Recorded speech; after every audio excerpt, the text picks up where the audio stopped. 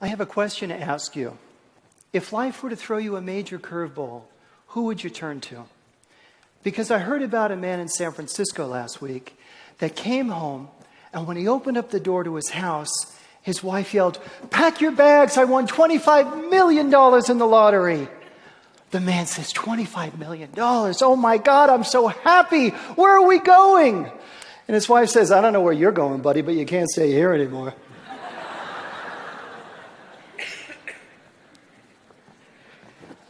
The ancient Greek playwright Euripides wrote, "One loyal friend is better than 10,000 relatives."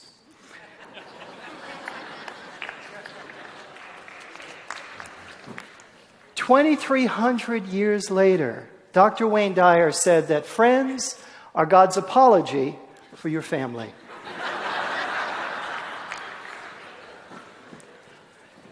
Today I'm going to talk about the critical importance that friends have on your happiness.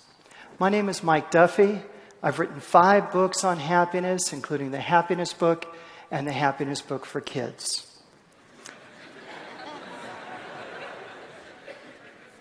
Because there was so much bad news in the world, I founded the Happiness Hall of Fame. We encourage, celebrate, and recognize people and organizations that make other people happy. Members include Muhammad Ali, Mother Teresa's Missionaries of Charity, the San Francisco Giants, the Golden State Warriors, Reggie Jackson, Carlos Santana's Milagro Foundation, Make-A-Wish, the Wounded Warrior Project, Clay Thompson. Do you guys know who that is here? Roger Staubach, Christy Yamaguchi, and of course the reason why we're all here today, the curator of TED, Mr. Chris Anderson. He's a great man. Now, I do have my favorites, and one of my favorites is the great Dolly Parton. And when she sent me her video acceptance speech, she said, "People come up to me all the time and say, 'Dolly, are you always happy?' And she says, 'Happy? This isn't happiness, it's my Botox.'"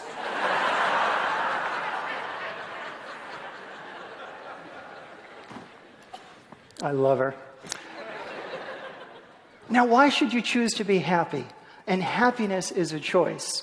Well, science says that happy people live longer, they get sick less often, they're more successful, they're more apt to get married, and they're more apt to have friends.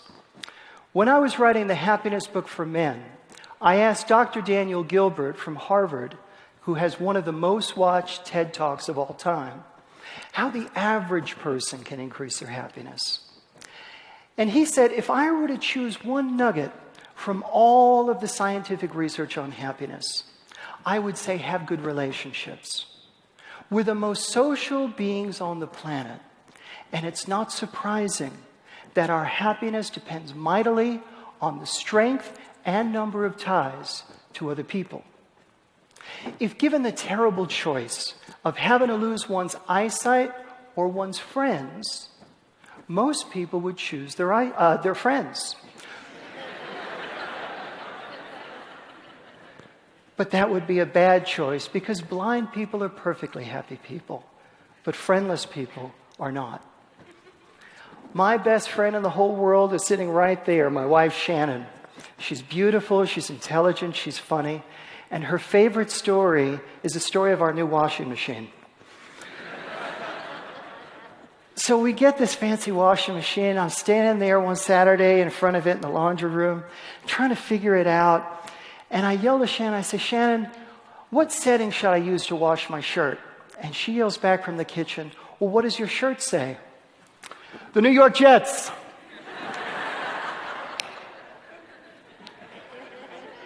I told her if she ever leaves me, I'm coming with her.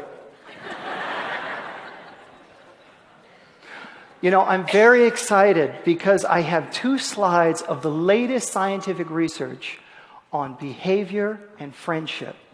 Now, it's kind of dry, technical stuff, very high-level stuff. It deals with hedonic happiness, which is pursuing pleasure and avoiding pain. So I hope you can get it. Here it is. According to the latest researchers,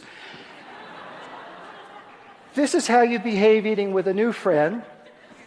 And you can tell Professor Puddles the cat is just not into this friendship. And this is how you behave eating with an old friend.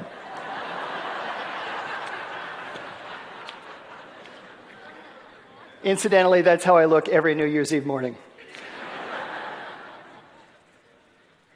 Because friendship is so critical to your happiness, I challenge all of you here today to make one new friend by the end of the year.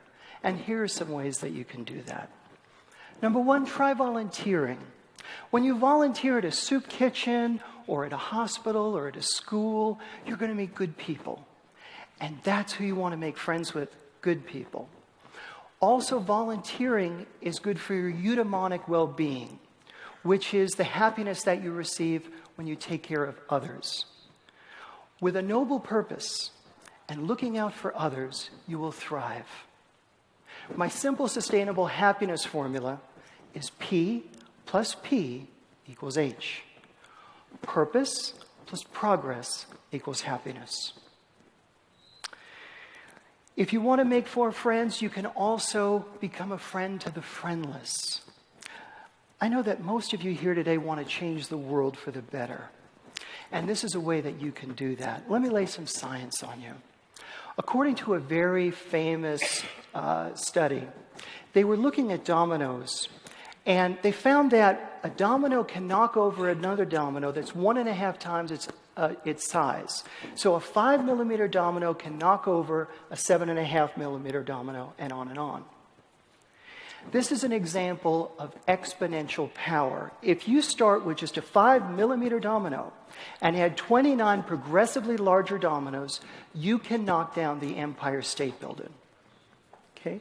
So if you were to befriend and mentor an orphan, let's say, who knows what that child will go on to do?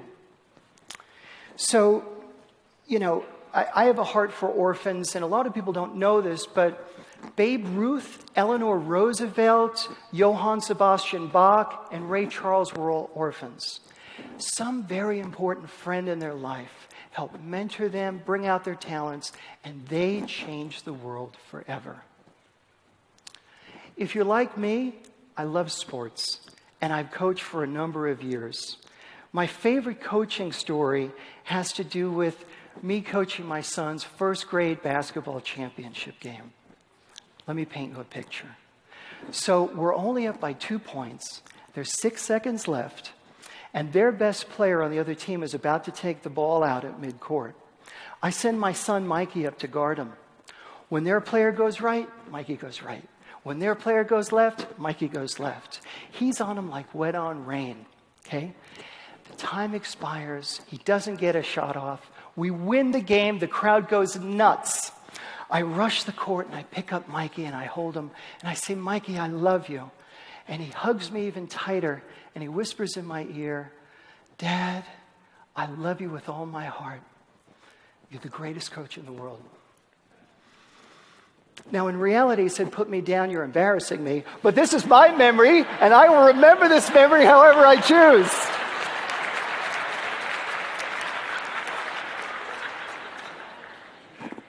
Above all, be lighthearted. Stay positive. Choose to be happy. Make sure that you have a great, diverse group of friends from all backgrounds and cultures. Don't deny yourself all that this big, beautiful world has to offer. You see, you are all the authors of the stories of the rest of your life. Make that story one of amazing adventure, abundant giving, unlimited joy, unrelenting passion, true significance, noble purpose, real love, incredible friendships, and pure happiness. Thank you.